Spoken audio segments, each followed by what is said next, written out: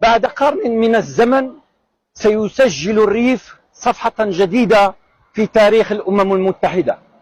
الحزب الوطني الريفي حضر اليوم هنا إلى جنيف، إلى مقر المفوضية السامية لحقوق الإنسان التابعة للأمم المتحدة، ليضع وليرفع ملفا مهما يتعلق بالغازات السامة والحرب الغير المشروعة التي فرضت على الريف والشعب الريفي في 20 القرن الماضي. هذا الملف هو أول ملفات التي اشتغل عليه الحزب الوطني الريفي من مجموعة ملفات حقوقية إلى جانب ملفات سياسية سيضعها في مجموعة من المؤسسات الدولية.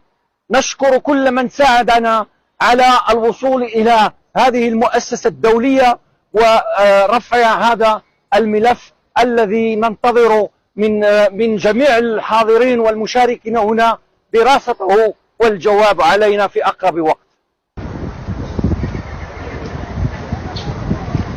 الولوج إلى داخل مقر المفوضية السامية لحقوق الإنسان لوضع هذا الملف، أولى الملفات التي نشتغل عليها والتي ستصل بعد هذا الملف إلى هنا لتبقى قضيتنا قضية أساسية.